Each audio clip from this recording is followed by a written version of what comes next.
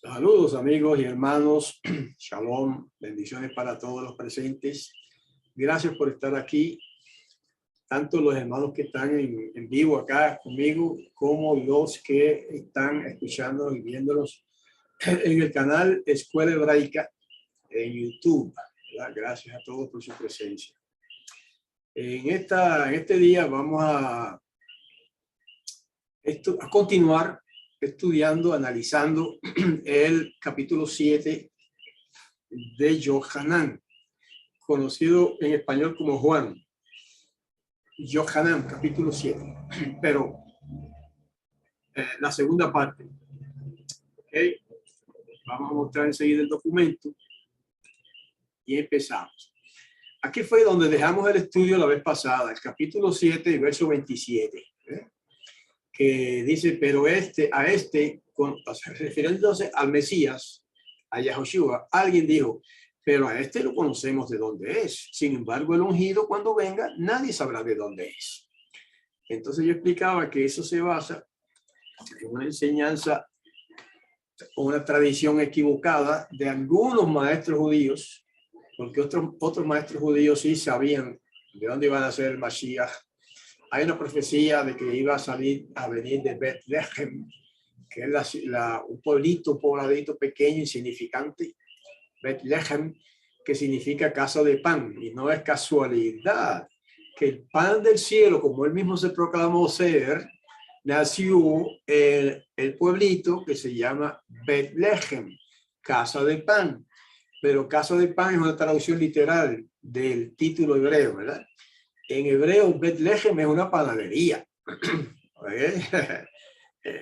Usted puede tener una panadería ahí en Israel y ponerle ese nombre y ahí dice panadería, pero en hebreo es Betlehem.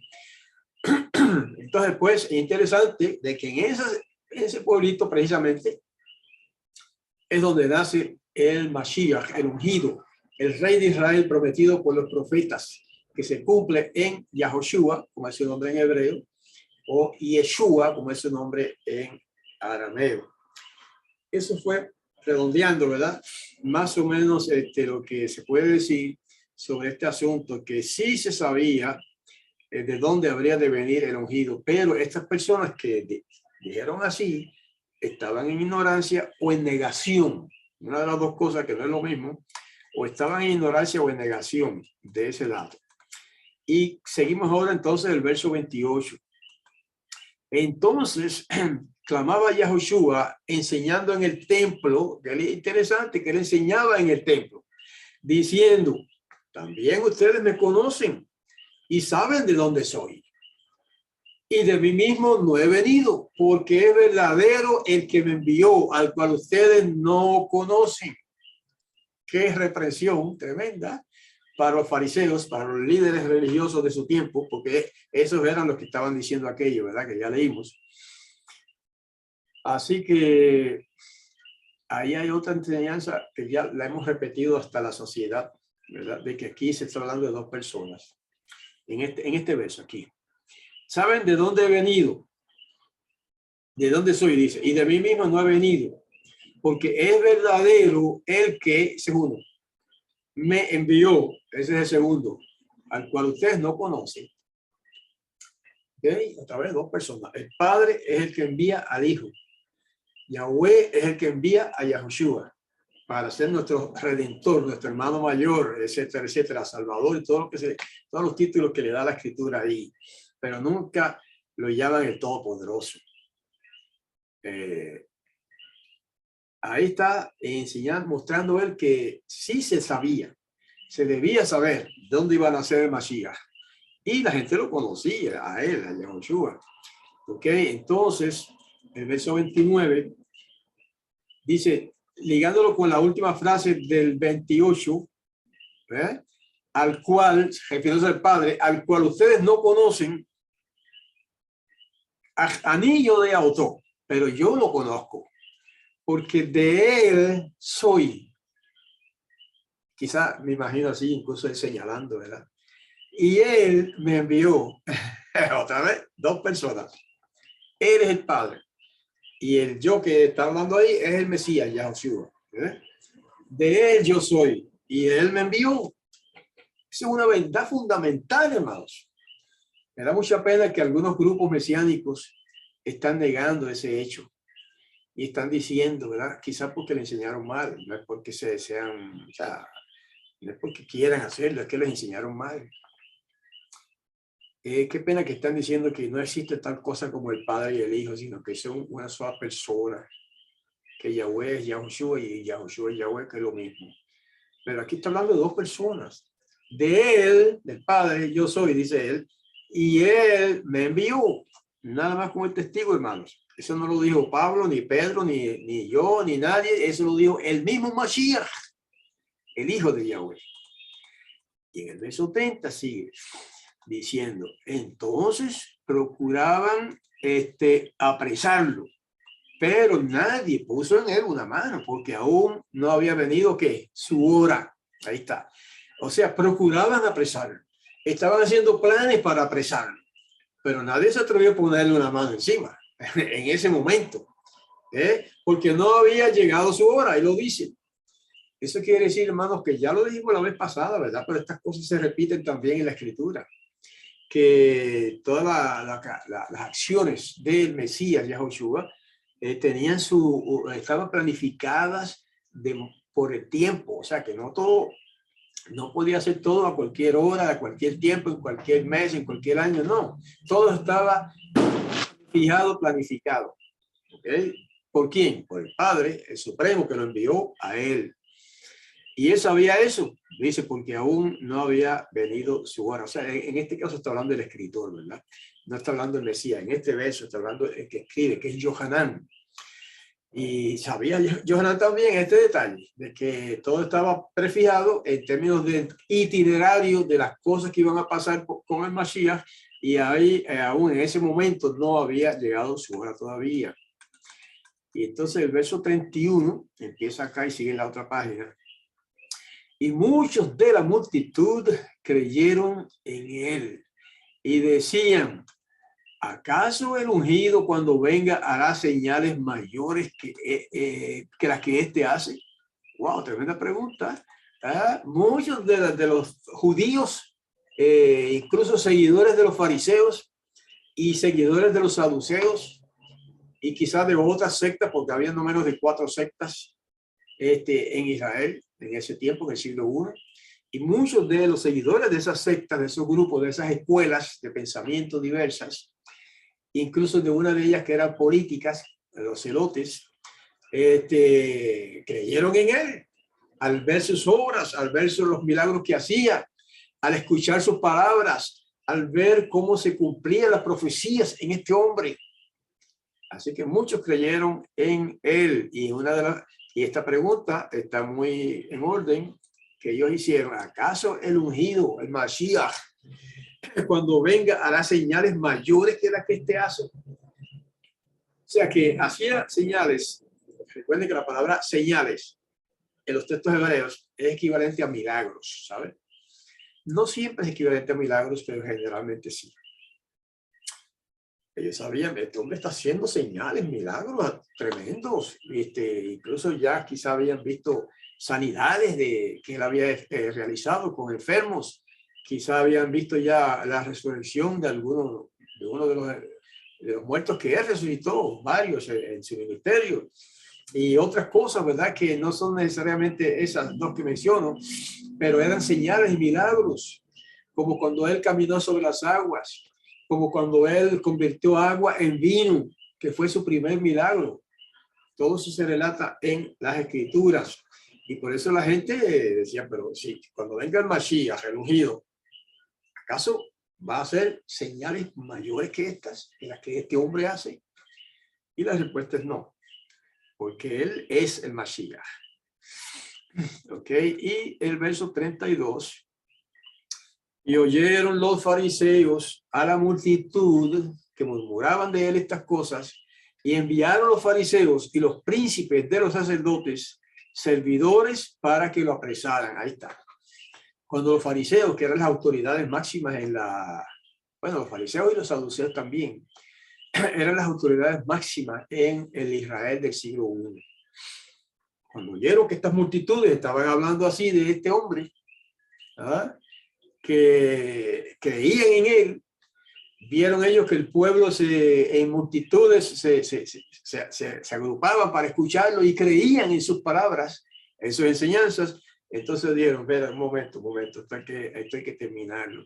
Y los fariseos y los príncipes de los sacerdotes, esos son los saduceos, enviaron servidores de ellos para que lo apresaran. Fíjense que cuando dice los príncipes de los sacerdotes, todos esos son saduceos, ¿ok? Lo correcto debería ser sadoquitas, pero nunca se tradujo así, siempre se traduce saduceos, aunque eran los sadoquitas, eran los seguidores de Sadoc, que fue uno de los principales sacerdotes en tiempos antiguos. Y esto nos enseña una cosa, que los fariseos, los saduceos, mejor dicho, eran los que controlaban todo lo que tiene que ver con el templo. Ellos eran los expertos en las leyes de la Torá relativas al templo, a los sacrificios, etcétera, etcétera. Y entonces aquí se hace una distinción entre los fariseos y los saduceos, aunque no los llama saduceos, pero cuando dice los príncipes de los sacerdotes, se refiere a los saduceos, porque todos los sacerdotes eran saduceos, o los saduceos eran sacerdotes, o sea, la casta sacerdotal, eran los sadoquitas o los saduceos. Así que ya empieza ya está el comienzo del fin para el Mesías Yahushua. Y les dijo Yahushua, aún un poco de tiempo con ustedes yo estaré e iré al que me envió. ¡Wow! ¡Qué tremendo pensamiento! Primero, él sabía que le quedaba poco tiempo de vida acá en esta tierra. Un poco de tiempo con ustedes estaré. Fíjense que aquí el hebreo pone las palabras como al revés, ¿verdad? Lo he dicho muchas veces, pero para los que estudian hebreo es interesante esto. Él puede haber dicho, aún me queda poco tiempo con ustedes, o aún estaré poco tiempo con ustedes, pero el hebreo, como es un lenguaje extremadamente poético, pone las palabras en un orden diferente. Aún un poco de tiempo con ustedes yo estaré. E iré al que me envió. O sea, él sabía ya, como hombre que era, como profeta que era, que una vez que muriera, habría de resucitar. Él sabía todo eso, que eso iba a pasar. Y no solamente eso, sino que sabía que iba a ser llevado al cielo, donde está el Padre. Por eso dice, e iré al que me envió. Otra vez, las dos personas, siempre en todos los pasajes, o mejor dicho, en todo los escritos del Nuevo Pacto, se refleja ese dato, hermano, que son dos personas. No son tres, ni cuatro, ni una, son dos. Y eso se ve muchas veces en todas las escrituras. Pero lo interesante aquí es que él sabía, perdón, él sabía todo lo que le iba a pasar. Ahí lo refleja. Sabía que iba a ser llevado al cielo después de su resurrección y que sabía que iba otra vez a estar con el Padre, sentado junto a su Padre, como era al principio. Claro, todo eso está explicitado y ilustrado y representado en el libro de Revelación, Apocalipsis, ¿verdad? Todo eso que estamos diciendo y mucho más. Allí Yohanan, este mismo que escribió este libro, tuvo una visión del cielo y vio en visión al Padre. Eso es otro tema, ¿verdad? Pero quiero enlazarlo con esto porque estamos hablando de la misma persona. Y vio al Padre sentado en un trono y al Cordero, que es el Mashiach, allí junto al trono, etcétera, y muchos otros personajes allá. Ok, entonces pasamos al verso 34. Dice, y ustedes me buscarán, o sea, todo esto es un hilo de pensamiento, ¿verdad? En cada verso se continúa. Y ustedes me buscarán y no me hallarán. Y donde yo estaré, ustedes no pueden ir. ¡Wow! ¡Qué enigma! ¡Qué lenguaje más enigmático! Porque ellos no entendían ni papa de eso que estaba él diciendo, en términos de que yo me voy a ir y ustedes me van a buscar y no me van a encontrar. Y allá donde yo voy a ir, ustedes no pueden ir. Eso es lo que acabamos de leer. Tan enigmático era eso para ellos, para sus oyentes, que no entendían nada. Y en el próximo verso se muestra eso. Verso 35. Entonces dijeron los yahuditas, o los judíos, si usted prefiere la traducción judíos, pues, ok. Dijeron unos a otros, ¿a dónde este habrá de ir que nosotros no lo hallemos? ¿A la dispersión de los griegos? ¿Habrá de ir y enseñar a los griegos? Mira qué clase de conclusión. ¿Qué clase de conclusión más extraviada? Él dice que donde él va, nosotros no podemos ir. ¿Será que se va allá a los griegos? Los judíos no compartían con los griegos. No querían saber de los griegos, ni querían saber del idioma griego incluso. ¿Ok? Y ellos empezaron a pensar, pues será que se va con los griegos y que va a enseñarle allá a los griegos. Claro que estaban totalmente equivocados en cuanto a eso. No entendían ni jota de lo que esto significaba, estas palabras. ¿Ok? El verso 36 sigue el enigma. ¿Qué expresión es esta que dijo? Ustedes me buscarán y no me hallarán, y a donde yo estaré, ustedes no pueden ir. Empezaron, me imagino, que unos con otros a conversar, pero ¿qué es eso? ¿Qué es lo que quiere decir? Y de la multitud, aparentemente nadie entendía, excepto, me imagino, los discípulos de Yahushua que estaban ahí cerca de él. Y dije, me imagino, no necesariamente sabían ellos tampoco. ¿Ok? Y en el último, vamos al verso 37, está. Y en el día último grande, que es de la fiesta, eso nos muestra que está hablando de la fiesta de las cabañas. Se puso de pie Yahushua y clamó diciendo, si alguno tiene sed, venga a mí y beba. ¿Sabe por qué? Este verso es bien interesante, bien importante, porque este verso nos muestra dos cosas. Primero, dos cosas claves. Primero, que está hablando aquí de la fiesta de las cabañas, aunque no lo dice el texto, pero sabemos que eso es así, porque es la única fiesta que tiene lo que llaman el último gran día. ¿Okay? O sea que la fiesta de las cabañas consiste en 7 días, nada más de la fiesta. Luego hay un octavo día, que es como una continuación de la fiesta, pero es otra fiesta aparte, y se llama el último gran día, o le han llamado así, ¿no? Es la fiesta del último gran día, y es la última fiesta de todas las fiestas del año en el calendario bíblico. Así que al decir aquí que este es el día último y el día grande, porque se le llamaba así, el último gran día de la fiesta, pues ya nada más que por esa frase sabemos que está hablando de la fiesta de las cabañas. Pero hay otro detalle interesante aquí. Según la tradición judía del siglo I, en ese último gran día de la fiesta de las cabañas, que en realidad es el octavo día, que ya no es parte de la fiesta de las cabañas, pero está unida a la fiesta de las cabañas, se hacía una ceremonia especial en Israel, cerca del templo, o en el templo o cerca del templo, que iban a una de los estanques importantes que había en Jerusalén, ¿verdad? En Jerusalén. Y el sacerdote que oficiaba el servicio tomaba de ese estanque, era como una piscina, ¿no? Como era un manantial de aguas puras de la tierra, pero de ahí agarraban una cantidad de agua en el estanque, o del estanque más bien, en un cántaro, en una vasija no muy grande, y entonces iba y la derramaba en el altar de los sacrificios en libación. ¿Ok? En libación. Y eso era una ocasión especial. Cuando eso se hacía, todo el mundo se ponían eufóricos y cantaban y alababan al Padre y posiblemente aplaudían. No sé, eso no lo dice la historia, pero probablemente sí. Porque eso era una ceremonia significativa y especial, porque esa agua derramada en el altar representaba también al espíritu de santidad que se había dado a Israel, especialmente a la asamblea del Mesías.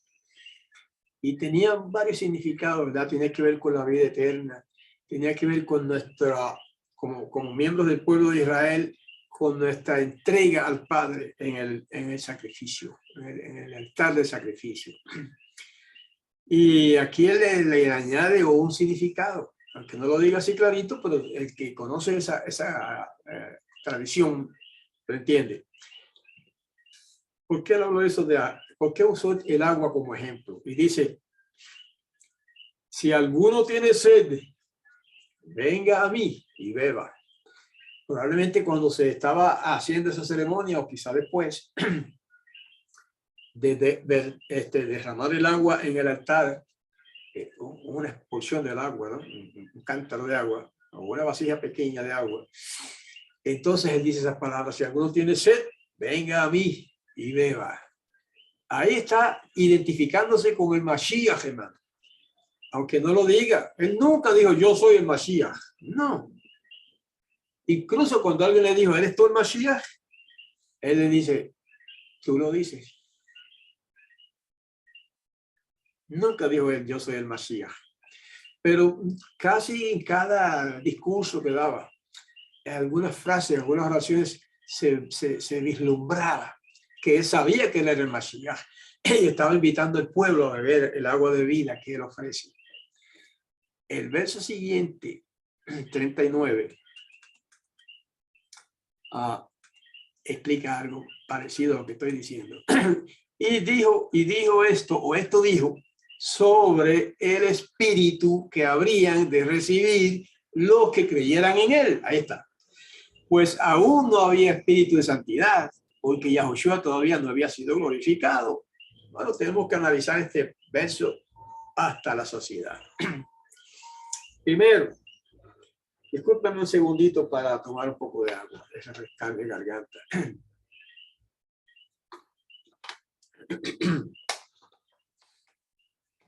Primero que lo del agua, como ya mencioné, ¿verdad? Él aprovechó la oportunidad para ver cómo se derramaba esa agua, para decir esto. Y dice que dijo esto que dijo, que lo leímos ya en el verso 38, lo dijo sobre el espíritu que habrían de recibir los que creyeran en él, el espíritu de santidad, o el Espíritu Santo, como le gusta decir a la gente, ¿verdad? A todo el mundo, a los cristianos, el Espíritu Santo. Ahora es interesante, vayan captando bien lo que voy a decir. Dijo eso sobre el Espíritu Santo. O el Espíritu de Santidad es una traducción más correcta, pero estoy usando la otra traducción porque es la que todo el mundo conoce, ¿verdad? Del Espíritu que habrían de recibir los que creyeran en él. Pero esto ahora va lo interesante aquí. Pero, o pues, aún no había Espíritu de Santidad, o aún no había Espíritu Santo, porque Yahushua todavía no había sido glorificado. Uso la palabra Espíritu Santo, la traducción que no es la más correcta, pero bueno, así la traducen las Biblias cristianas, por este detalle. Aún no había Espíritu Santo. Ah, sí. Entonces, ¿dónde queda la doctrina de la Trinidad? De que el Espíritu Santo es una persona, de que el Espíritu Santo es la tercera persona de la Trinidad. Aquí dice que todavía no había Espíritu Santo. Interesante, hermanos. Analicen eso. Lo que pasa es que el Espíritu Santo no es una persona, como lo ponen algunos maestros, ¿verdad? Por más que les ofenda cuando decimos esto, no lo decimos para ofender a nadie, decimos para que abran los ojos, abran su mente y entiendan que el Espíritu Santo es un poder que emana del Padre y del Hijo, Yahushua. Y él dice que eso todavía no lo había.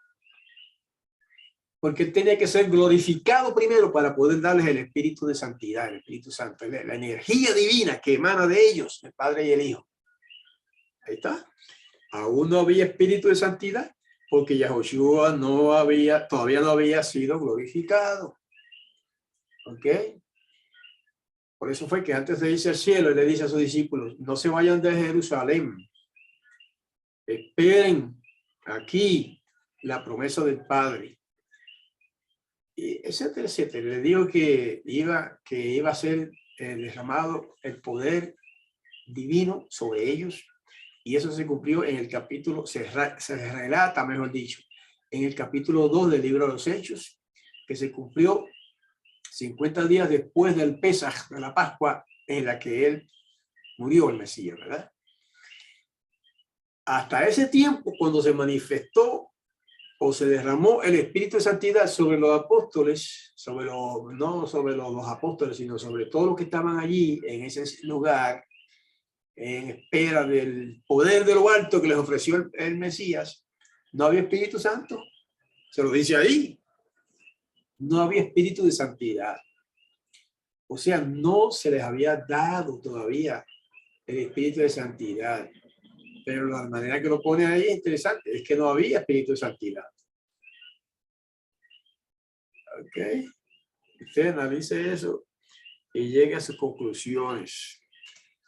Pero no ese no es el tema específicamente de hoy, pero podríamos hacer un estudio completo sobre el Espíritu Santo. Y entonces se quedarían aclaradas muchas cosas y muchas dudas que mucha gente no sabe. Ok, vamos a seguir el verso 40. Por eso, muchos de la multitud que oyeron la palabra esta decían, este es en verdad el profeta. Interesante la conclusión de esa gente. Fue una conclusión inspirada del Todopoderoso. ¿Ok? Ellos no hablaron así porque así de su propia inteligencia. Eso se los inspiró el Padre. Pero ¿por qué no dijeron, este en verdad es Dios? O esta es la tercera persona de la Trinidad. No, nada de eso. Ese concepto no existía en el siglo I. Ese concepto de la Trinidad y de todo eso que se dice, eso no existía en el siglo I. Eso se desarrolló después del siglo II. ¿Okay? Pero a ellos se les reveló la verdad de que Yahushua era en ese momento un profeta. ¿Ok? Y se acuerdan ustedes de aquella promesa de Yahweh a través de Moshe, porque Yahweh le dice a Moshe, les enviaré de entre sus hermanos un profeta semejante a ti, a Moshe. Y ahí está, ese es el cumplimiento de esa profecía, perdón. Quise decir profecía. Cuando llega Yahushua, el Mashiach, ese es el profeta que se prometió en la Torá. Y muchos lo vieron así. Muchos lo entendieron así. A muchos se les reveló así.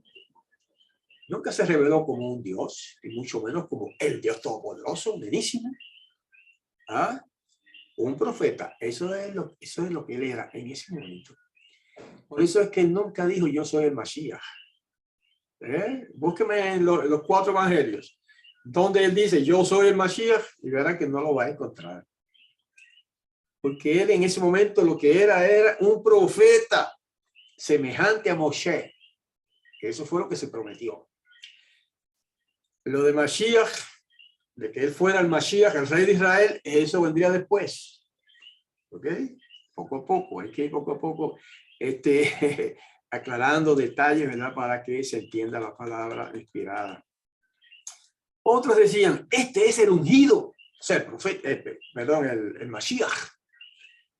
Y otros decían, ¿acaso del Galil viene el ungido? O sea, estaba dividida en su opinión la multitud. Fíjense que yo siempre traduzco la palabra en este escrito, no siempre, pero en este librito que hemos traducido, siempre traduzco la palabra Mashiach, miren aquí al final, acá en el texto hebreo. Mashiach, y acá en la transliteración, acá Mashiach, siempre lo traduzco al español en este librito como el ungido. Porque si yo pongo el Mashiach, pues no estoy traduciendo. Eso no es.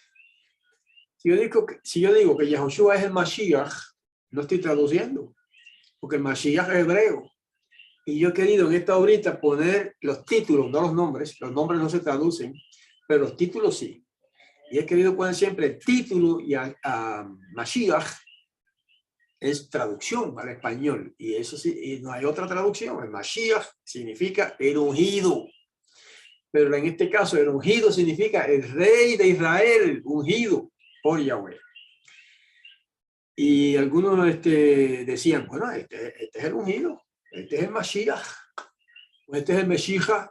Ustedes saben que en arameo En hebreo se dice Mashiach, ¿verdad? Ungido es Mashiach.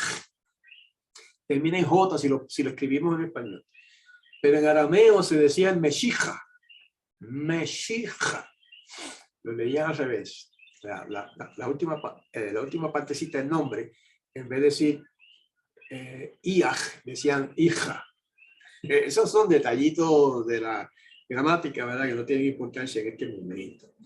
Pero la cosa es que mientras algunos decían que este era el profeta, otros decían, no, este es el Mashiach, el ungido.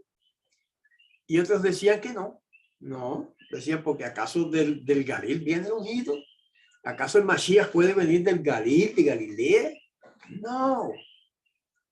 Eso es lo que decían algunos. O sea, que estaba dividida la opinión allá entre las multitudes.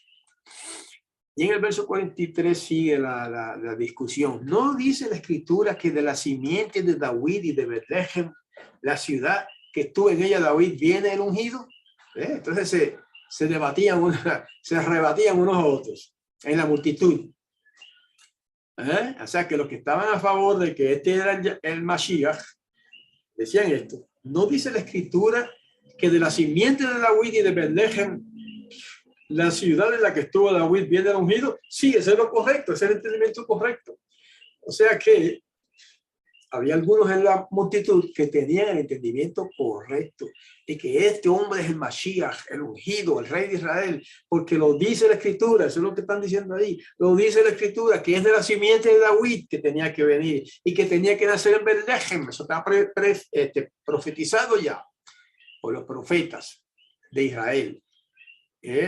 Así que había muchos allí convencidos de que este hombre era el Mashiach, y basados ellos en la escritura sagrada de Israel, los profetas.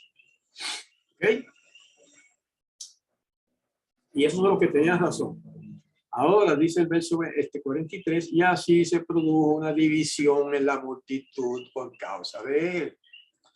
Hermanos, esa misma división, no exactamente por el mismo concepto, pero esa misma división existe en el día de hoy entre los discípulos del Mashiach. ¿Ok? Mira, los cristianos, usted sabe que le llaman a Jesús, ok, hasta ahí no hay problema. Pero le llaman Dios, incluso que algunos dicen yo, o sea, ese es mi Dios. Cristo es mi Dios. Lo he oído miles de veces en labios cristianos. Otros dicen, no, incluso mesiánicos dicen, no, ni era Dios ni era Mashiach. Era un profeta. Eso lo he oído yo, lo he escuchado yo también. ¿Okay? Ahora en tiempos modernos. Por lo tanto, lo que estoy diciendo ahora es que en este tiempo moderno existe la misma división conceptual, o sea, en términos de conceptos, respecto a Yahushua. Lo mismo, en el siglo I lo había. Pero los que tenían razón son los que se mencionan en el verso 42. Que la escritura dice que vendría el Mashiach de la simiente de David, aquí está, y que nacería en Betlehem, que se ha españolizado esa palabra, ese título se ha españolizado desgraciadamente como Belén. En el hebreo no se llama Belén, se llama Betlehem, que significa casa de pan. Ya lo dijimos antes, ¿verdad? Y que casa de pan en realidad es el nombre que se le da a la panadería en Israel, en hebreo en Israel. O sea que esta gente que decía esto en este verso que acabamos de leer, sí tenían el concepto correcto respecto a Yahushua. Pero había esa división en la multitud, ¿ok? Y el verso 44 dice, y algunos de ellos querían detenerlo. O sea, que eso eran los fariseos y saduceos, querían apresarlo enseguida y llevarlo a la cárcel. Pero nadie puso sobre él las manos. Por lo que dijimos antes, ¿verdad? Por lo que se leyó antes en el texto, de que aún no había llegado su tiempo. Verso 45. Entonces vinieron los alguaciles a los príncipes de los sacerdotes y a los fariseos y dijeron esto a ellos. ¿Por qué no lo trajeron? ¿Okay? Fíjense lo que está diciendo aquí. Los alguaciles, que son los que trabajan para el tribunal de justicia, vinieron a los príncipes de los sacerdotes y a los fariseos y les dijeron, ¿y por qué no trajeron al hombre aquí? Okay. Vamos a ver, verso 46. Y respondieron los alguaciles, jamás ha hablado un hombre así como este varón. Ahí está. Cuando las autoridades le preguntan a estos religiosos que fueron a escuchar a Yahoshua predicar y hablar por allá, enseñar, iban supuestamente a apresarlo para entregarlo a las autoridades romanas, como sucedió más tarde, ¿verdad? Pero no fue en este momento.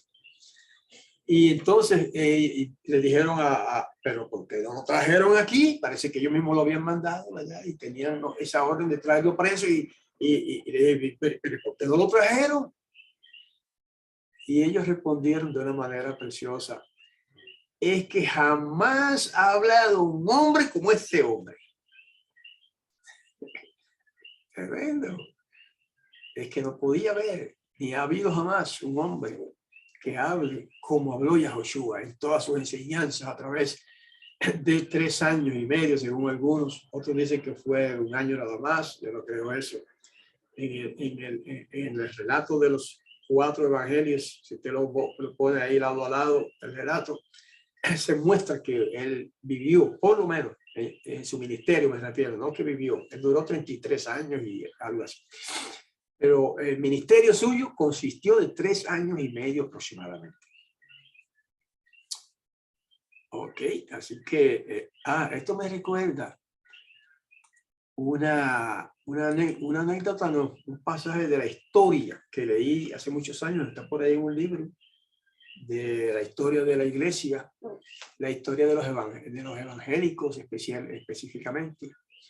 Y relata que el Papa por allá en los años de la Edad Media y un poco antes, mandaron ustedes saben que estaban persiguiendo a los evangélicos, a los disidentes, a los protestantes, los católicos, ¿verdad? Que era la religión que imperaba en aquel tiempo y eso era soberana, ese era el gobierno y religión a la misma vez. Pues estaban persiguiendo a los cristianos verdaderos, a los cristianos fieles a la palabra, a lo que llama, ¿sabe? La escritura, pues el remanente del pueblo de Israel. Los mandaron a apresarlos. Y en algunos casos mandaban ejércitos a matarlos. Bueno, pues una vez el Papa envió este grupo de soldados a los montes de...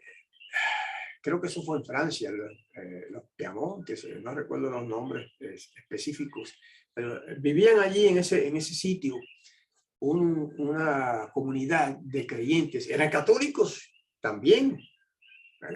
Eso fue mucho antes de la reforma protestante, de Lutero, pero antes de Lutero había protestantes, aunque no se llamaban así.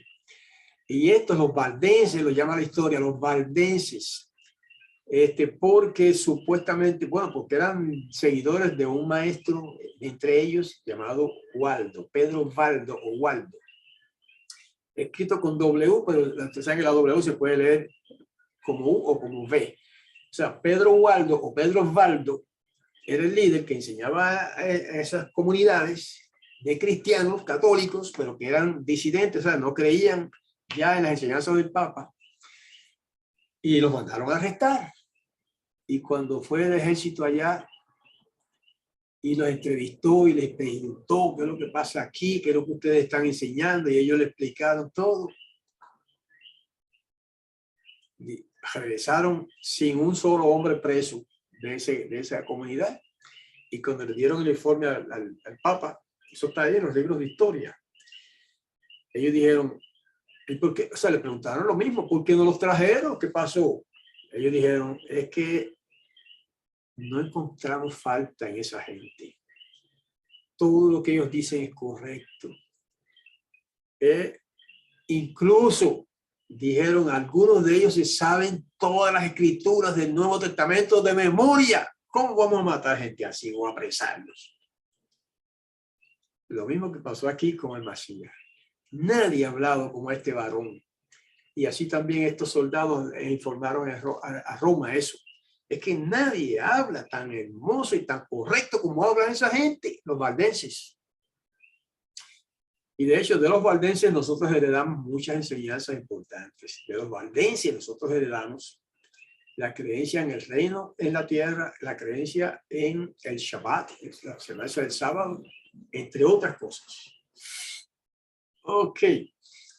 Verso 47. Y respondieron a ellos los fariseos, ¿también ustedes han sido engañados? O sea que cuando rindieron este informe, ¿verdad?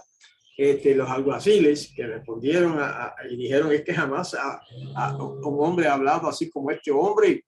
Entonces ellos les dijeron, ¿también ustedes han sido engañados? O sea, también ustedes han aceptado las enseñanzas de él, pero usaron la palabra engañados, porque ya eran enemigos del Mashiach. Y luego los reprenden diciendo, ¿acaso alguno de los gobernantes ha creído en él o de los fariseos? Palabras.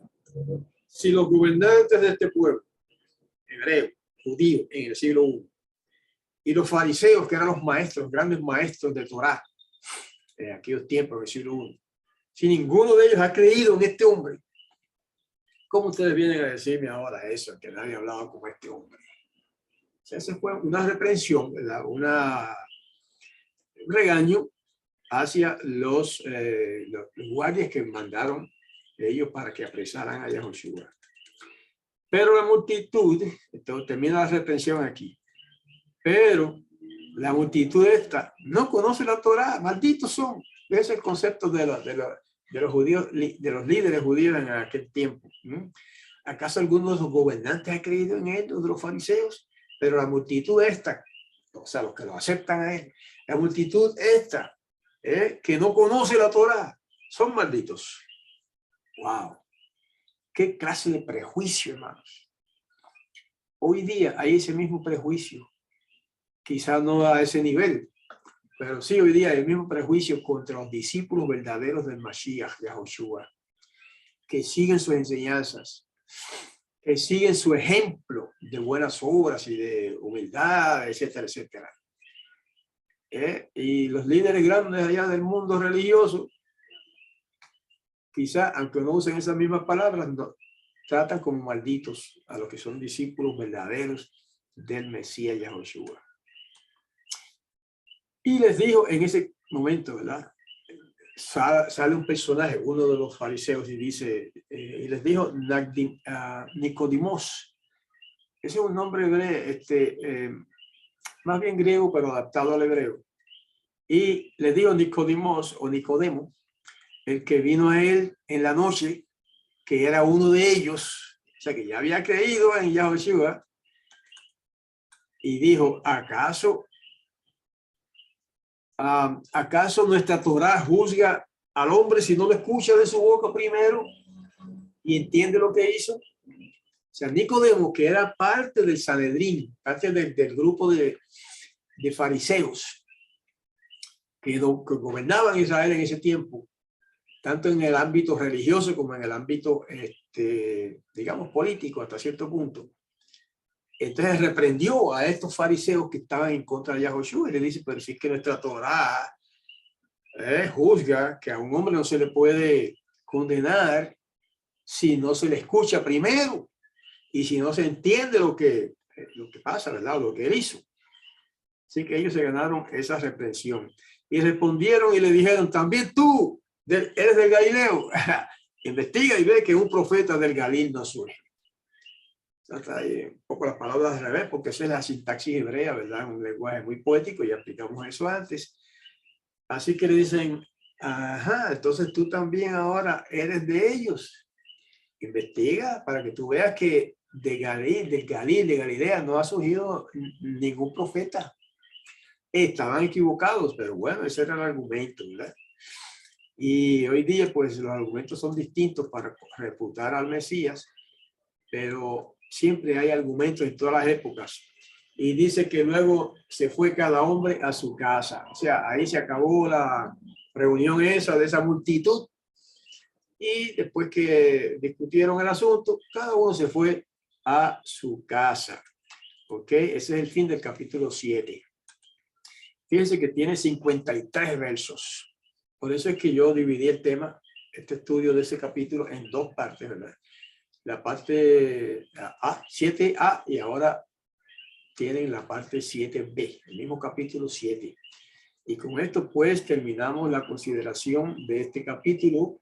Les invito a que me acompañen una próxima vez. No necesariamente va a ser la próxima semana, pero sí una próxima vez. Si no es en una semana, quizá en dos, vamos a iniciar a analizar el capítulo 8, interesantísimo capítulo. Y tiene una enseñanza preciosa y además tiene unos datos históricos fantásticos que son muy interesantes.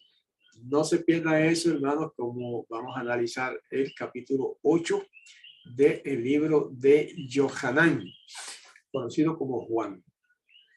Ok, y ahora que como es temprano, acá los que están en vivo conmigo, presentes acá en la sala de Zoom, escuchando esto, vamos a pasar a una sesión de comentarios adicionales que los presentes quieran hacer o preguntas que quieran hacer respecto al tema o respecto a cualquier otro tema.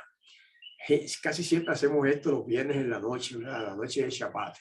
Y por eso es que menciono esto para que los hermanos que nos están escuchando en YouTube, que lo que están escuchando es una grabación, pues se animen quizás algunos de ellos a venir y acompañarnos acá en vivo a los temas que presentamos los viernes en la noche, como se dice ahora modernamente, la noche de Shabbat, viernes en la noche. Les invito a que vengan y nos acompañen acá y participen también con nosotros. Muchos hermanos han venido y se han quedado y han seguido asistiendo con nosotros. Y hasta el día de hoy, muchos de esos que empezaron así por curiosidad a escucharnos, ahora son parte de la Asamblea de Yahweh, otros parte por lo menos de la escuela hebraica, que es lo que hacemos los viernes. Ok, así que con esta invitación me despido de nuestros hermanos queridos que nos están viendo en YouTube. Hasta la próxima semana o hasta la próxima vez que nos reunamos para estudiar el capítulo 8. Hasta entonces, Shalom.